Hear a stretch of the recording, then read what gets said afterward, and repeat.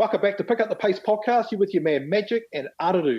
Today's guest was born in Auckland. She was a former New Zealand touch, tag football and Taekwondo representative and was the youngest to ever be selected for the Black Ferns Sevens team when she made her debut as an 18-year-old in 2012. She was a member of the New Zealand Sevens team that won the 2013 and 2018 Rugby World Cup. She descends from the Ngāpuhi tribe and is also of Chinese and European descent. In 2013, she won the Junior Māori Sportswoman of the Year award, and in 2014, she was a finalist for the same award. In 2015 and 2019, she was New Zealand Sevens Player of the Year and is the highest point scorer ever for a New Zealander on the Women's World Sevens circuit. She was part of the Black Ferns Sevens team that won the silver at the 2016 in Rio de Janeiro. She won a Commonwealth Games gold medal in 2018. 2019, she was nominated for the World Rugby Women's Sevens Player of the Year award. She has also been selected for the New Zealand Sevens squad for the Tokyo Olympics, which unfortunately, due to COVID-19, has now been postponed until July 2021. Te whare tapu o Ngāpuhi te uri o Rahiri o Uenuku o Kaharau, waihoi whiria te paiaka o te riri, te kawa o Rahiri, Ngāpuhi ko whaorau, e te manu whiri nau mai. And welcome to the Pick Up the Pace podcast, Tyla Nathan-Wong. Hey guys, thanks for having me on. It's a pleasure to be on here, having a few yarns with you guys. Thanks, Tyler. Hey, you came from a very sporty family. Your mum, Deanne, was a New Zealand touch rep. Your dad, Russell, was a Māori touch rep. And your grandfather, David Wong, was the first Chinese New Zealander to play for the Auckland Rugby League team. What was it like growing up in the Nathan Wong whānau with such a strong sporting whakapapa? It was pretty competitive, not going to lie. Like, every weekend was at sports, whether it be my sport. Most of the time it probably was my sport or my siblings, my younger sister or younger brother. Most of the time it started with going to my younger brother's league games, would go out, watch him, and then later on the day, whether it be me playing rugby league or soccer at the time or even touch, I had something going on the weekend. And there was many trainings during the week as well. I feel sorry for my parents having to run around for all three kids that were involved in sport. Yeah, let's talk a little bit more about your parents. So your parents, obviously, they must have sacrificed a lot to support both you and your siblings growing up. How much did that mean to you? I don't think I appreciated it until I really got older. I guess that's something that we all, end up appreciating just as we get older. We actually start to understand more so, I guess, the financial side of sport. Because before I made the Black Ferns Sevens team, we're having, especially when it came to touch, you're having to pay and fundraise and do everything you could just to go away and represent the country. Some of those trips I went on to the World Cup and all that kind of stuff, it wasn't cheap at all. And so my parents, but my siblings also, they had to take a back foot in some of their stuff that they wanted to do just so that I was able to go on these incredible opportunities sporting-wise to represent my country or our country. So yeah, it means a lot. It means everything. I wouldn't be where I am today if it wasn't for the sacrifices my whole entire family made, really. So we've talked about your parents, but you also have a very close relationship with your grandfather, David, who was a successful sports person. How has his unconditional love and support helped you? He claims that he's my number one supporter. Like he'll step in front of my mum and be like, nah, I'm number one.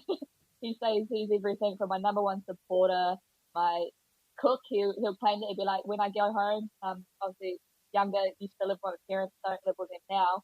But every time I go home, he'll be like, do you want breakfast? Do you want this? Do you want that? Yeah, he tries to help out wherever he can. He's definitely not getting younger. Obviously, but he's amazing. He and my dad helped me learn the basic skills that I have, and that I ended up developing over the years, especially when it comes to the catch and pass side of things. Those two were the main contributors to that skill set of mine, and yeah, I'm grateful for those long hours that I spent with them outside, training, even though sometimes I may not have wanted to, and just, all that kind of stuff. But yeah, definitely massive supporters. And I just remember when I was younger, watching him play like in the Masters rugby league competition. I was on the sideline with my siblings and my cousins. We'd all go down and watch my grandfather play league, and it was pretty incredible. And then when I was about, I think it must have been 2 or 3 years ago, he pulled on the rugby boots again. I actually gave him a pair of my boots because he hadn't played for many years, and he was in the gold shorts. So when you're playing gold shorts in the Masters of Rugby League, the only way get tackled is by pretty much touching them, and for them to make a tackle, they touch someone. So he would have been in his mid to late 70s when he was back out on the field. So it was pretty inspiring just to see him at that age back out on that rugby field playing with these, some of them a lot younger than him, 20 years younger at the time. It's pretty cool. This drive that he still has to, go out there and play something, a sport that he loves.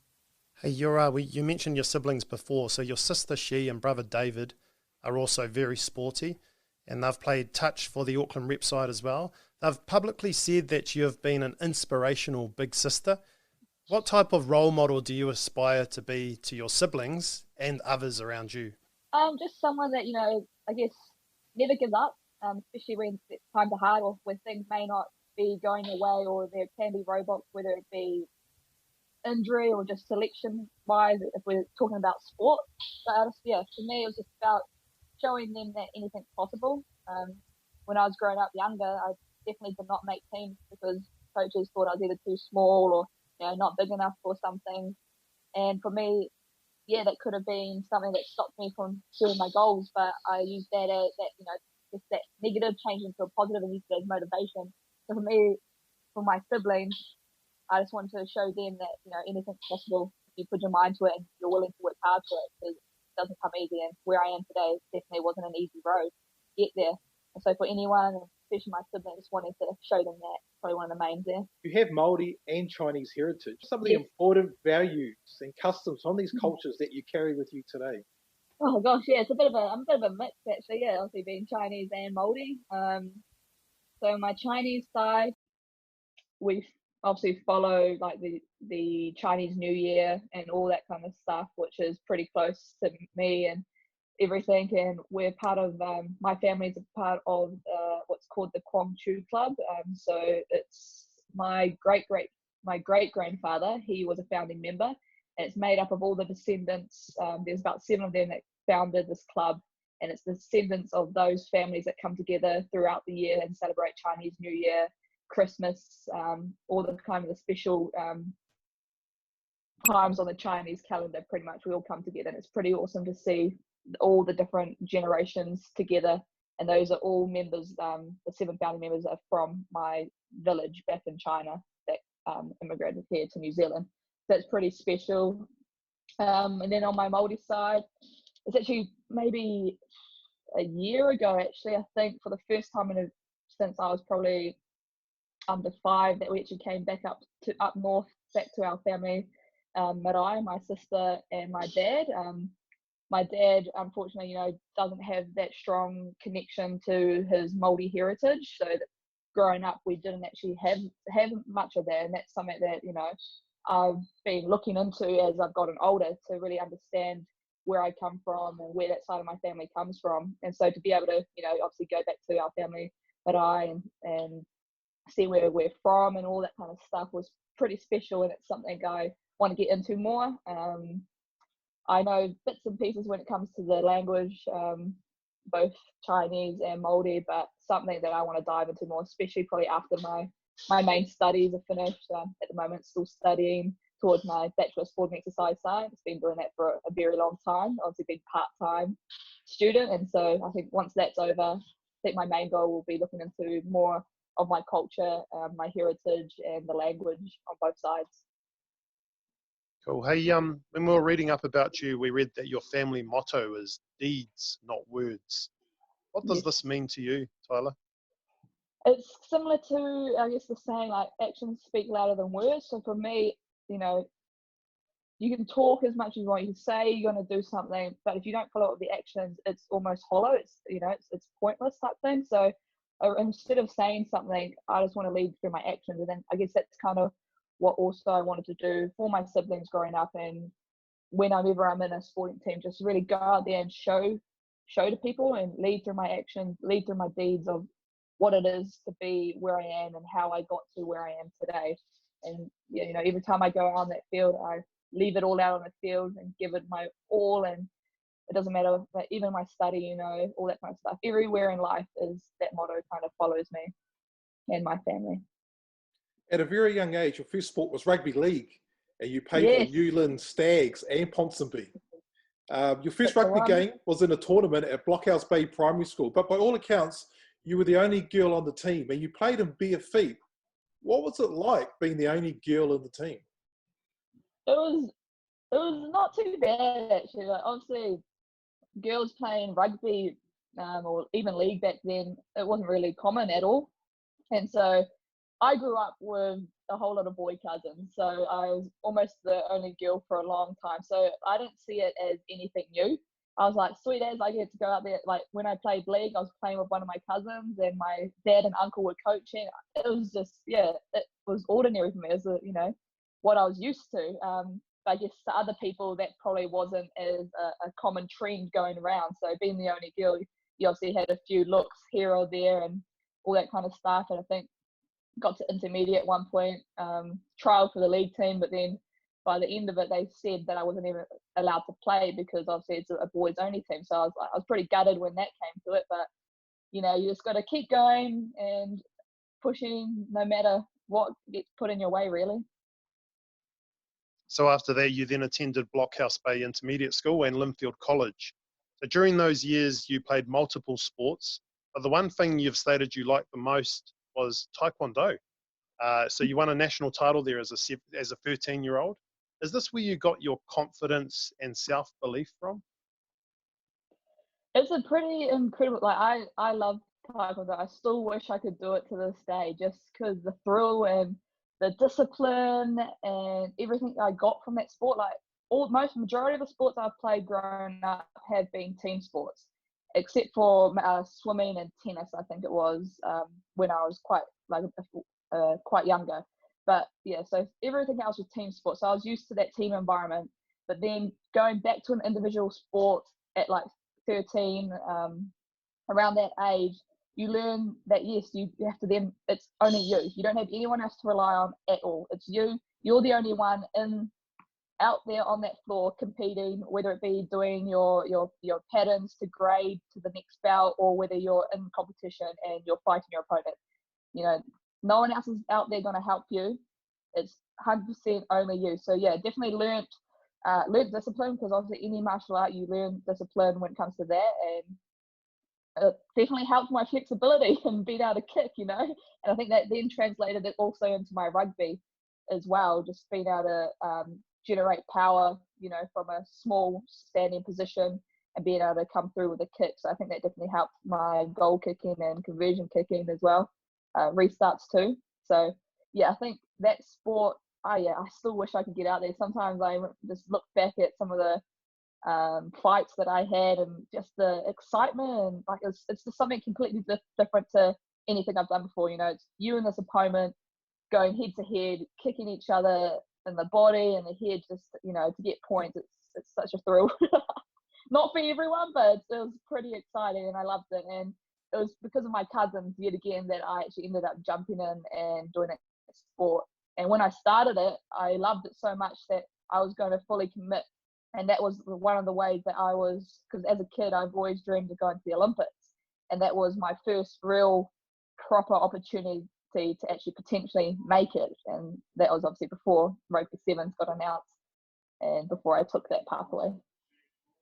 So Sophia Hamid, your Year 10 Dean at Linfield College, described you as one of the most exceptionally gifted all-round athletes the school has had. She is a talented, committed and visionary young woman. Former All Black Fern, Barnea Wolfgram, was also the sports coordinator at the time. How did Linfield College support and develop your all-round sporting and academic abilities? It was a pretty awesome school to be part of. Firstly, I think with Barnea, if it wasn't for her, I may not have actually picked up rugby again. She was the one, I was playing all different kinds of sports at Linfield College, but she was the one that said, come down and give rugby a go. We've got a tennis side team. I think you'd be really good. Just come give it a go. Played it for 1 year, and then the year after that, we didn't have a team. There wasn't enough numbers because rugby for girls wasn't, popular back then. And then since that finished, there was nothing else for me. And then she invited me to go to Marist Rugby Club to play for them. And if it wasn't for her encouragement, her support behind me, and getting me to come down to Marist, I don't know if my rugby career would have kicked off, and I could have stayed in Taekwondo or just continued playing touch. So definitely credit her and thank her so much. I've said this to her many times, and in many different interviews I have done. If it wasn't for her, I don't know if I would have picked up the sport of rugby again. And then just the teachers there too. I remember in year 12, I really just started. It was quite. I think 2011 I had gone to the Touch World Cup. 2012 I was still playing touch. Still playing touch and kind of just starting into the sevens. And so it was really tough. Like, we had heaps of camps, we were going on tour for different things, and so I was missing a lot of school. And so if it wasn't for one of my teachers, especially my physics teacher, Mr. Bozeman, like, if it wasn't for him, I would not have passed physics that year. Like, just his incredible support behind me and just keeping me updated when I was away, and when I came back, just being like, helping me catch up on things I missed and breaking it down and just making it really simple. I think teachers, they have such a profound impact on students, and if they really show that support and encourage students, it can have a massive impact on their lives. Like, I still talk about him, my physics teacher, in different school talks I go to, because that's how much his influence impacted me and allowed me to pass my credits back then. If it wasn't for that, I wouldn't have been able to go into level 3 or anything like that. So I think that definitely those two people mainly are the ones that I can really truly remember from back in my school days. So you mentioned briefly there that you played a lot of touch footy in your time, and you represented New Yes. Zealand, of course. So can you tell us a little bit of, like, just a few of the highlights from your touch career? Yeah, well, touch definitely was my main sport for a long period of time. I started at a very young age. Me and one of my teammates actually threw the Fitzpatrick. We've known each other since, I think, we're maybe 9, 10. And so, because we played touch with each other back then, and then it's pretty crazy to see now that we're both back in the same team again, this time representing our country in sevens. But yeah, touch. If it wasn't for touch, I wouldn't have the skills that I have today for rugby sevens. Ability to catch and pass, the vision and decision making around manipulating the defense when on attack, the ability to read different when on defense, the ability to read the attack and what they're doing and what kind of plays or shifts of their body they're going to make, whether they're going to step, whether they're going to cut, all that kind of stuff definitely helped and made the transition to rugby sevens a lot easier. The only thing that I really had to practice a lot, and I still practice to this day, is obviously the contact area, the tackle, the breakdown. Obviously, that was a bit new to me, especially when I first started in the 15-a-side game. So I was grateful that I started in 15s before I went to sevens, just so I learnt the contact side of it all.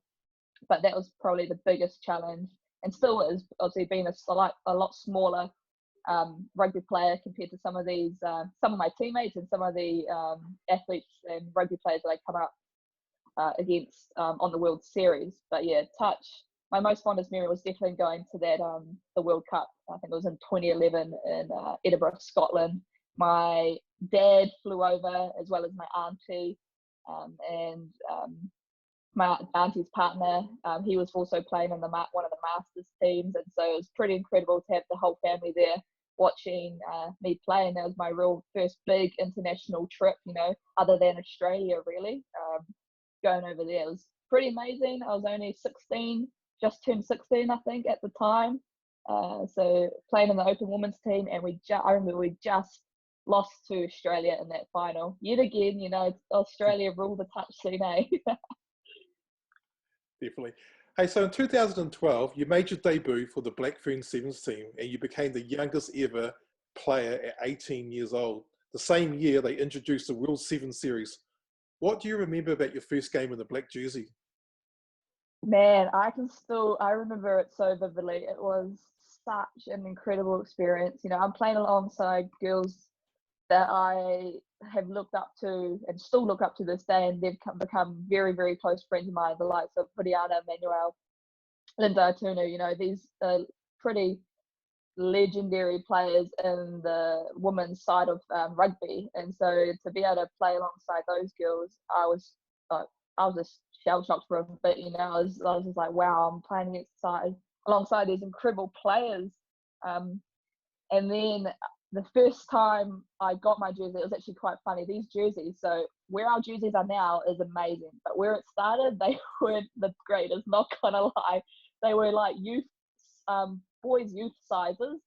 So I've got my jersey framed up in my parents' house. It's like, it looks like a little kid's jersey. I'm not gonna lie. Like you put your arms up and your jersey would ride halfway up. That's how like short they were and small they were. It was pretty ridiculous. But that's like one of my prized possessions at my parents' place. It's sitting up on one of the walls.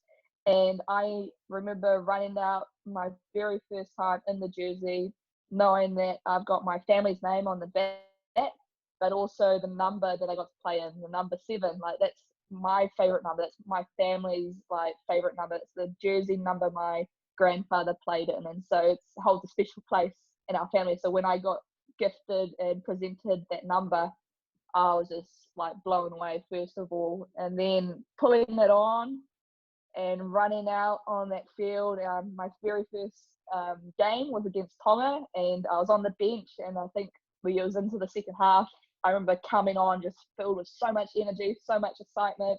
The ball, one of the Tonga girls threw it and they fumbled it behind them. I just remember running, like zooming up on the field, running up and like just making a tackle, and the rest after that was a blur. But it was such an incredible experience. But every time like I put that jersey on, it's like that same feeling, because you never know when it's going to be your last time. And so every time you pull that jersey on, you cherish it and you go out there and you give it your all no matter what.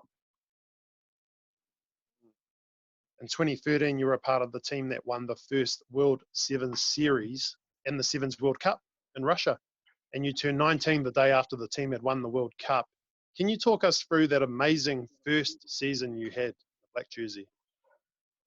It was pretty incredible. Like we went to obviously Fiji first, was the very first time the team had been together.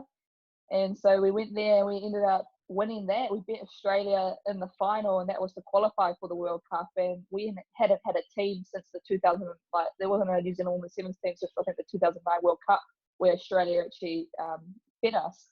And so Australia had been playing, I think, a little bit longer, like had re-established a little bit longer than us. So we were a bit of a surprise winner there. I don't think they were expecting us to come out as we did. And then, you know, leading then into Dubai, we won Dubai, and then just had a pretty incredible ride all the way through and to the Rugby World Cup. And I remember just going to that Rugby World Cup and having this feeling of we're not going to lose this. Like no matter what, even if we were in the game and we were down by a try or two, I knew that we would be able to come back and win. Like there was this incredible feeling that every time we went out and stepped on that field, it's hard to explain. Like it was just this feeling that this is ours. No one's going to take it from us. We're going to take this and we're going to go out there every game and give it our all. And that's what we did.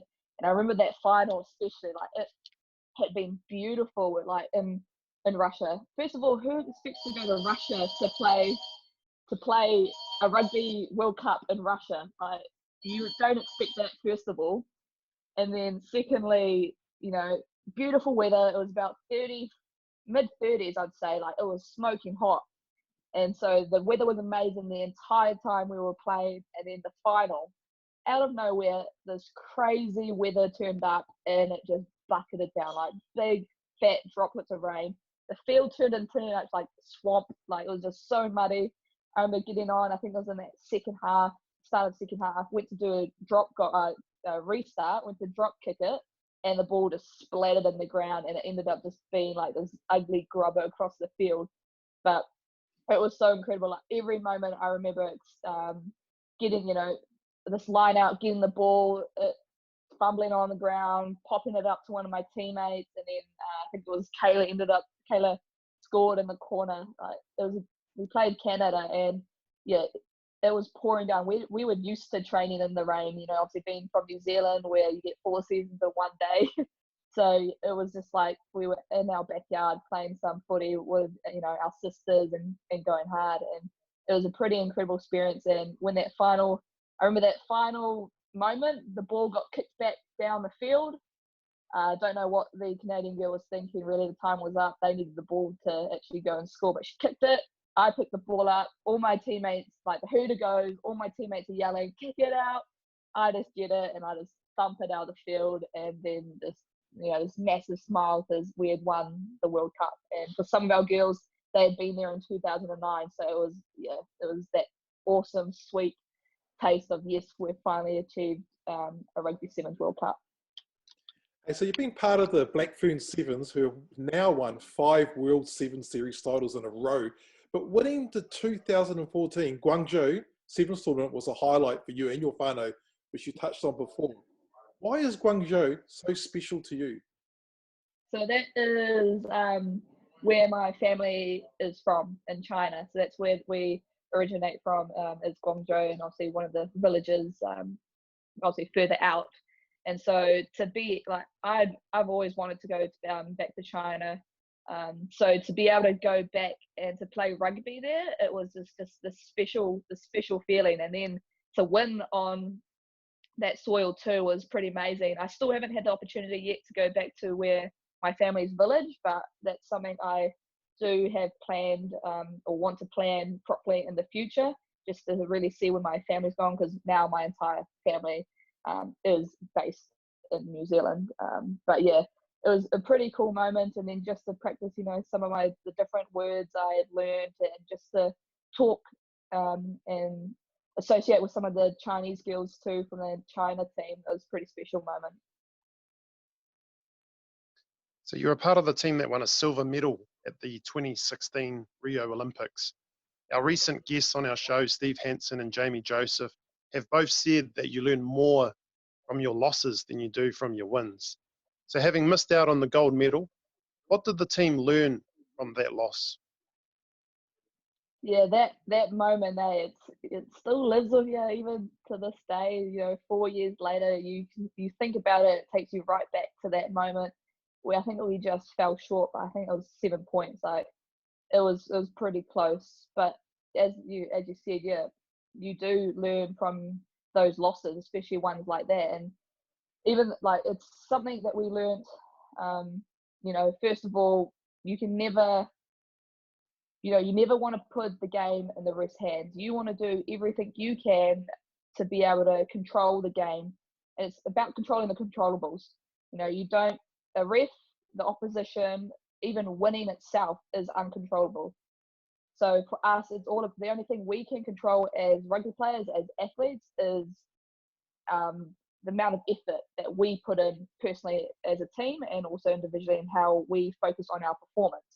And so that's something I think we took into it and we've taken with us. And I think one big thing also is the team culture and environment. Like if you don't have that sorted and that's in a solid foundation, it's eventually that ends up coming on the field and all that kind of stuff. So having a solid team culture where everyone has buy-in, everyone has input, that's definitely something that changed these last 4 years. And, from that first 4 years to these last 4 years, it's been a pretty, uphill growth for us as a team, and it's been pretty amazing. Even leading into the Commonwealth Games in 2018, we had 2 pretty big losses. We lost to USA in the quarterfinals in Dubai, first time we had lost in the quarter in a very long time. And the day before we smoked USA, and then the next day we encountered, we lost, and that was pretty hard for us. We all went our separate ways. So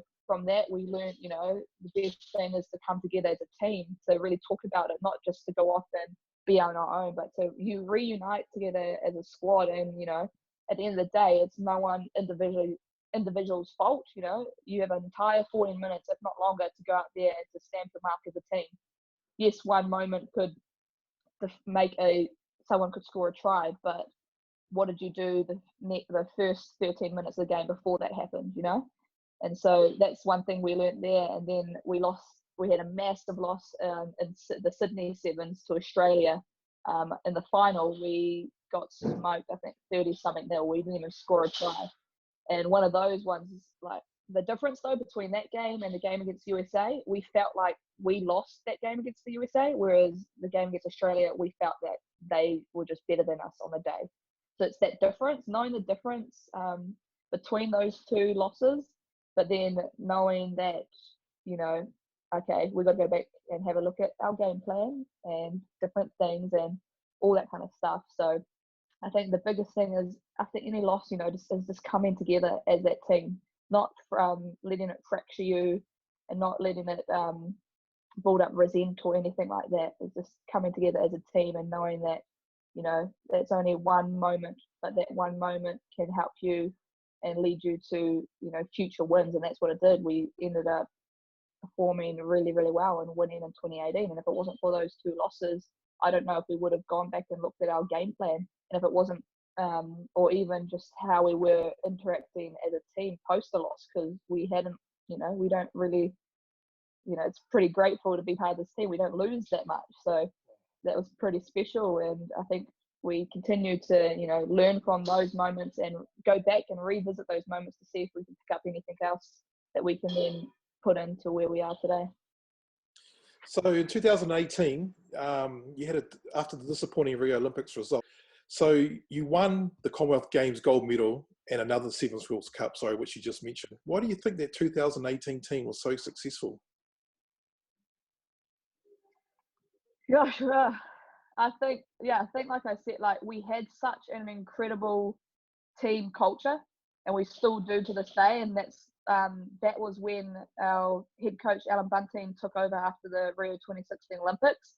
That was his one thing that he really wanted to instill in this team, was that culture and that buy-in from everyone and that input. Like, you know, no one is higher or better than anyone. No one's lower. You know, we're all on this even playing field. Everyone is open to feedback. You know, coaches, players, player to player, player to coach. Everyone is equal and has input, and really just creating this buy-in where, you know, we're working for each other. You go out there and I'm going to give it my all, not just for myself. You know, I'm doing this because I want to go out there and give it my all for you, for this, you know, for my teammates to my left, for my teammates to my right. And, you know, he really created this amazing environment where everyone could be their self, you know.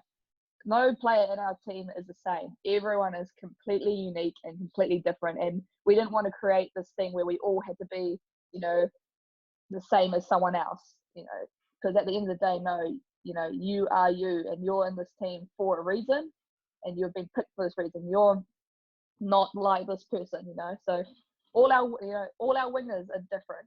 They have all different attributes. All our halfbacks, you know, we're all completely different as well. And it's very cool. Like, no one's the same. And so I think that's really what he instilled in us, is just to be you, be unique, bring your taiaha, whatever, you know, bring your strengths to this team, because that's why you've been selected, and give it your all no matter what, and work hard. And that's something that we've continued on throughout these years. And I think that's definitely one thing that helped us, like going back to that 2018 Commonwealth Games, and then the 2019, I'm getting confused with the dates now, but the Commonwealth Games and the World Cup, again, those 2 moments, just like the 2013 Rugby World Cup, I had the exact same feeling that we were not going to lose this. This was our tournament, you know, like this, the only way we would lose this was by underperforming ourselves. Like, no team was going to take it from us. And yeah, I had those same exact feelings. So if I can have those feelings again in a year's time in 2021 at Tokyo, that'd be pretty amazing. So in 2015 and 2019, you won the New Zealand Sevens Player of the Year award. You've captained the Black Ferns Sevens, and you're commonly known on the field as the boss. What sort of leader would your team say that you are? So I'm the type of leader, like, I will only, I like to, lead through my actions. You know, obviously going back to that model, deeds, not words. Lead through my actions on the field, in trainings, like, you know, making sure I'm out there doing my all, whether it be in fitness, you know, making sure I'm pushing myself to the limit so that these girls can see, you know, how hard I'm pushing, so that inspires them to push just as hard. But then also the type of leader that, I guess, when there's something important, I'll say it. You know, I'm not always going to talk up every single huddle or every single moment, you know, because we've got a good bunch of leaders in this team. You know, we've got our captain Sarah hit a knee, but then also we've got a leadership group as well that I fall in, being vice captain with the likes of Ruby Tui, Niall Williams, Portia Woodman, Teresa Fitzpatrick, who else is there? Kelly Brazier, you know. So we've got a pretty credible leadership group, and we are all different as well. So we all have our different parts to play on the field and off the field, and I contribute where I feel like it's important and something needs to be said, especially when it comes to the attack side, which is what me and Kelly mainly look after as well. So, yeah, probably better to ask some of my teammates that, eh? Hey, so looking back at your Black Ferns Sevens career, can you name a couple of players or coaches that have really inspired you to become the player that you are today? Definitely, I'll say our coach, Alan Bunting. You know, he's been there since the very beginning of my Blacks Ferns Sevens career, and to be able to go through this process with him, you know, it's pretty amazing. And he's such an incredible guy. He we call him the heart of the team, and he's the one that, you know, that does draw at your heartstrings, gets you emotionally invested and emotionally hyped to the point where you can go out and perform well. You know, not overly emotional, where that sometimes can be a hindrance when you go out, because then you're just flying or playing on too much emotion and you can make mistakes, but the right amount, you know. And he's, just to be able to go through this program from start to finish with him is pretty special. You know, he's seen me grow up in this program. I was, you know, this young 16, 17-year-old that started, now, you know, 25, turning 26 this year. So being able to develop and grow into the person I am today, I have to contribute part of it to him as well. And then in regards to players, you know, one of them would be Kuriana. She was our captain for the first, I think it was 4 or so years in the program. She's known me since I was 14 years old. I played at Marist with her, and she was one of the ones that I've looked up to pretty much my entire playing career, really. Just the type of work ethic. She's the same type of like the player that just goes out and leads through her actions. You know, she'll, you know, looks pretty and everything and off the field, and then goes out and does all the hard work and smashes his players, turns the ball over and everything. And then just what she is doing now, through her with her husband and their young son, they run a F45 T2, and just to see, you know, her still pursuing her dreams and everything off the field, it's pretty inspiring as well. We've seen an unprecedented growth rate in women's rugby, both here and around the world. What else do you think needs to be done to keep interest and participation strong for the women's game moving forward?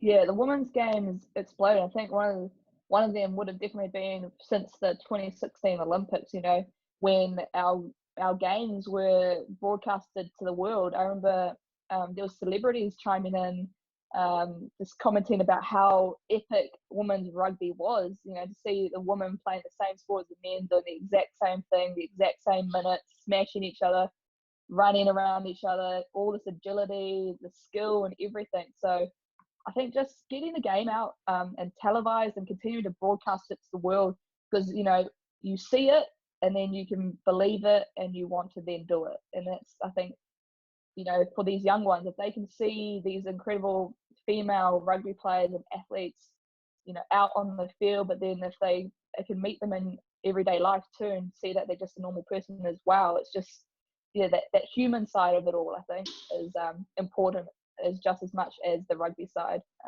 But yeah, just being able to get it broadcasted and televised, that's definitely taken a massive step up.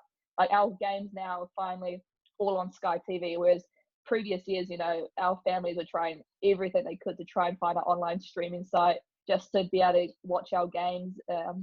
But now to have Sky, you know, support the women's games especially is pretty amazing here in New Zealand. Hey, your partner Tupuria King is a personal trainer Yes. and a Waka Ama champion. You both live very, very busy lives. So with all the training, travel and stress, and how do you two manage it all?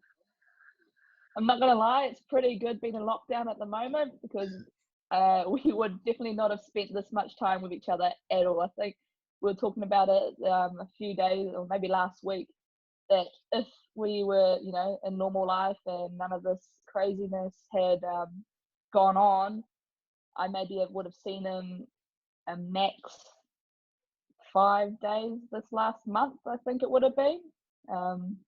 Because as soon as I would have headed off to Hong Kong Sevens, I would have been there for at least 2 weeks.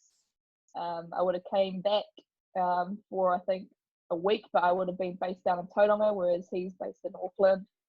And then I would have been off again for the Canada Sevens. So it's pretty, and then he would have been off himself for one of his big races in season coming up as well. So yeah, we would have had minimal time with each other. So pretty grateful. Obviously not happy with the whole pandemic and everything like that. That's just, it's just crazy what's going on in the world at the moment. But at the same time, silver lining and positive side of all, I get to spend some quality time with him that I would not have gotten if we didn't go into lockdown and spend time with him and his family also. Hey, we stumbled across an old article from when you were 15 years old, and you said this: I want to go as high as I can go. I want to go as high as I can go. I am competitive, but it is a lot of fun, and I like meeting lots of people. So what else does 25-year-old Tyla Nathan-Wong want to achieve on and off the field? Gosh, 15-year-old self.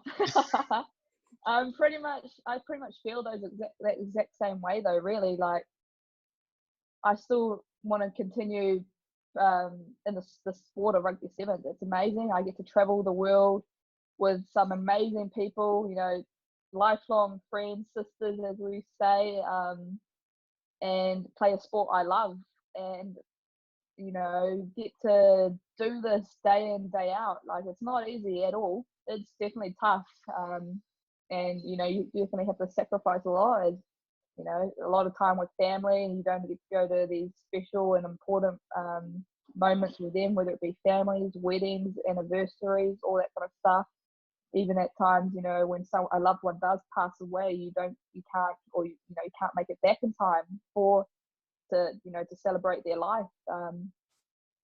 So it's tough. It's, there's so much that you do sacrifice, but it's rewarding all at the same.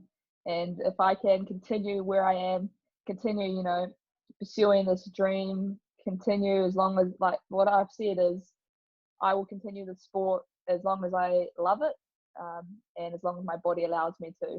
Until one of those, stops or happens, that's when I will, hang up the boots. But at the moment, I'm still loving it. The body's still there, still going. But post rugby, I've still also rugby. It's only one part of my life. I've got, other aspirations as well, and study and everything like that. So I've been studying part-time since I left high school, because I actually made the team in my last year of high school. So I couldn't go full-time at all. Originally wanted to go into medicine, but that was definitely not an option. You have to be full-time in that. And so I kind of went down the list of things that I was able to do to continue my study, and a Bachelor of Sport and Exercise Science was one of those. And so I've been ticking away slowly, and the light is finally at the end of the tunnel. I've got I'm enrolled in 2 papers this year, and then I have 2 that I can finish next year, hopefully, and then I'll be done and hopefully be able to graduate, making sure obviously I pass all my papers. But I'm loving it. It gives me something to do off the field. I've also got my rugby coaching levels too, my level 2. Finished that finished that at the end of last year, I think it was. So then I'll also look at continuing in that field to get my level 3 and so on. And for me, it's just about, one of my main things is it's about giving back, and I guess inspiring the next generation to do so as well, whether it be through sport, academics, or just the love, whatever they love doing, really, and through my different, obviously, connections and my different cultures. Hey, Tyler, it's been an awesome podcast. I don't even know if that answered your question, actually. Just went on a ramble again. Hey, Tyler, thanks heaps for that. I think Magic's having some audio issues, but he's sorting that out. Hey, we do this thing with guests every time at the end of our show. It's called the Pick Up the Pace Challenge. It's one topic. We give you one topic, and you have to provide us with 9 answers. So, for example, we would say, Tyler, please give us, you have 10 seconds to give us 9 different colors, okay? So we'll give you a topic. Okay. You have to think fast on your feet, all right? So, Magic, are you in? Yep. Magic, are you in? All right, Yep. we'll let I'm Magic back. ask the question. So you're going to do the ticker, eh? Yep. Oh, you And do I'm the gonna timing. You do the I'll timing. do the bro. timing. Okay. Yep. So I'm the countdown guy. So when you hear my fake buzzer, that's when time's up. You've got to get 9. As long as you get 9, all right? 9. Okay. Holy heck. It's easy. You'll nail it. Yeah. So you say. All right, here we go. Tyla Nathan-Wong from Auckland, New Zealand. Name for me 9 different type of ball sports. Go. Rugby, soccer, NFL, basketball, netball, cricket, table tennis, ping pong. Does that count? Oh, What do we have? I can't. I think 8. Yeah, I counted 8. Oh, 8. Wow. Go. We've only had a couple of people who've taken it out, though, eh? Magic. Yeah, we've only had a couple, but it's So quite weird because you think you've got plenty of time, eh? But to name 9 in 10 seconds, it is very hard. Yeah, then you freeze. You're like, oh my god, did I say that already? You did well, though. You did well. Hey, Tyler, thank you for joining us on the Pick Up the Pace podcast to share your inspirational story. We're very excited to see what other achievements you will add to your impressive career to date. E mihi nui rawa tu kia koe me tō whānau. I would like to finish with this Māori proverb o whakatauki. Kia hora te marino, kia whakapapa paunamu te moana, kia tere te kā rohi, I mua I tōu uarahi. May the calm be widespread, may the ocean glisten as greenstone, may the shimmer of light dance across your pathway. Kia haumaru tō noho, mā te wā, and take care.